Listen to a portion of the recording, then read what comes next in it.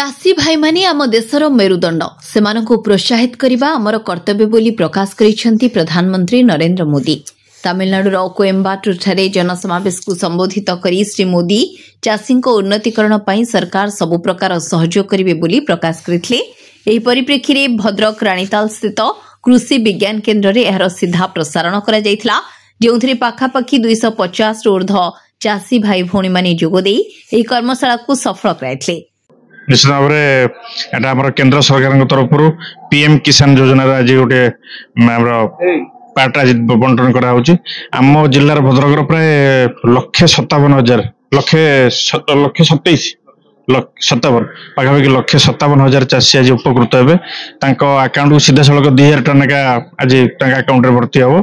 निश्चित भाव में चाषी मान आर्थिक उन्नति सहायक हम, से आर्थिक मेरुदंड निश्चित भाव में सुदृढ़ हम। तेणु मुझे आशा रखुची माँ भद्रकाली की प्रार्थना करुँच तो भल चाष हो भल अमल हो आम भद्रक जिले चाषी मान बहुत उन्नति करूँ। ऑफिसर मान रिक्वेस्ट करी जो फील्ड विशेषकर कम कर सरकार जहाँ जहाँ आभिमुख्य योजना रही विभिन्न प्रकार स्कीम रही से विषय में तल लेवल चाषी को अवगत करातु जहाँफल से जानीपर सब्सिडी जो दिया जानीपर कौन कौन सरकार नुआ नुआ स्कीम जानीपर तेणु जहाँफल कि माने सुविधा चाष करें सरकार जहाँ जहाँ फैसिलिटी अवेलेबल अच्छी पाइपर।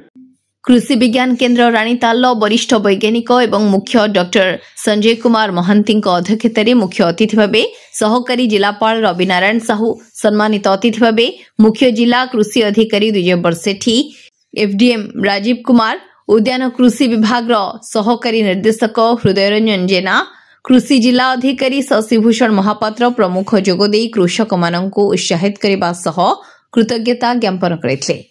मो ना डॉक्टर संजय कुमार महांती, ओडिशा कृषि और वैषयिक विश्वविद्यालय अधीन भद्रक कृषि विज्ञान केन्द्र वरिष्ठ वैज्ञानिक और मुख्य भाव काम कर। आज देखु आज आमर जो पीएम किसान निधि योजना अच्छी जो प्रोग्राम अच्छी से अंतर्गत सारा भारत में 9 कोटी लोक आज 18,000 कोटी टंका प्रदान करा जाउची। प्रत्येक चाषी को 2,000 टंका लेखा दिया जाउची। ये आमर चाषी भाई मान को किपरि आगो को नेबे सेमान तांकर जो इनपुट किनिबे, सीड्स किनिबे, फर्टिलाइजर किनिबे सेतरे से तांकर जो चाषर जो खर्च अछि सेति भाई सरकार तांको सहायता करचंदी एवं एटा सारा भारत रे चालुची। हम आशा करूछु चाषी माने एथरो लाभ उठेबे एवं चाष रे उन्नति आनिबे। बर्तमान तो सरकार तरफ समस्त चाषी भाई माने किंबा आपनकर ऑफिसर माने विभिन्न योजना आसुची।